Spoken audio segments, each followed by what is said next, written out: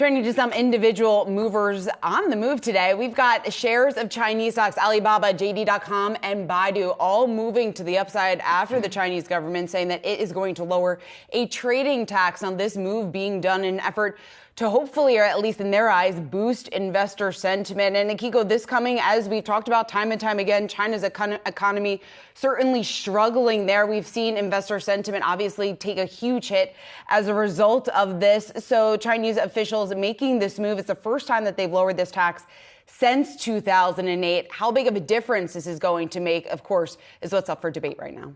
Yeah, since 2008, of course, the financial crisis. So that tells you where the Chinese government is right now in their approach in trying to boost capital within the markets. This comes, of course, after we heard from Chinese Securities Regulatory Commission earlier this month, trying to propose this list to boost investor confidence. They came up with a number of changes, proposals, including extending the trading hours. But this really points to trying to get that confidence back up. When you look at where household savings are within the Chinese market, that has gone up 60% since the pandemic. And it's worth noting because that points to sort of investors holding on to their cash, sort of the traditional routes of real estate.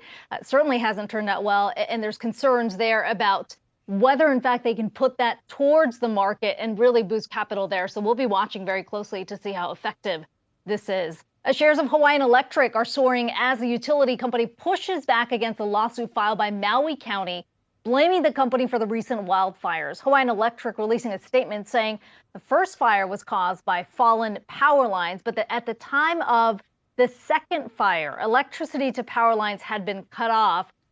Because of that, the cause of that fire has not yet been determined. Worth noting, of course, we're talking about a fire that killed more than 100 people. There are dozens of others that are still missing. But Shauna, really, that second fire is what Hawaii Electric is talking about that they think is key here. Their statement actually points to the fact that the power lines, according to Hawaii Electric, had been de-energized or cut off for more than 6 hours at the point that that second catastrophic fire was sparked. So they're essentially saying Maui County was careless in pushing this lawsuit. But an interesting discussion that's been playing out that's sort of reminiscent of what we saw play out between PG&E and Paradise when that fire played out many years ago. Yeah, and there have been a lot of parallels, a lot of comparisons at least drawn between those two situations over the last several weeks. When you take into account what Hawaiian Electric is saying today, Akiko, like you just said, that electricity had been off for hours. At least that is what they are saying. It is important to point out, obviously,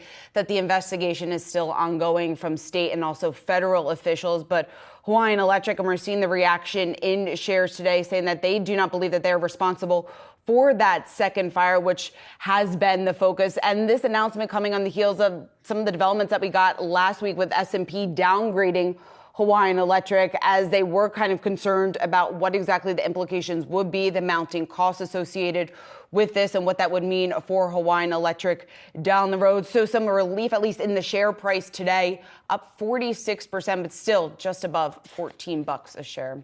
Let's also take a look at shares of Blackberry trading once again to the upside today up just about 2%. Now, the company reportedly receiving a takeover offer from private equity firm Veritas Capital. Now, according to Reuters, talks are still in the early stages, but it does come after Blackberry said earlier in the year that it was considering strategic alternatives. That was back in May. So it's very important to point out that it's reportedly that these talks are still in the early stages, like we just said. But we know BlackBerry has been trying to figure out what the path forward looks like for their business. They had left many of these options on the table here, including a possible sale, separation of one or more of its businesses, and certainly been trying to remake itself as a software provider.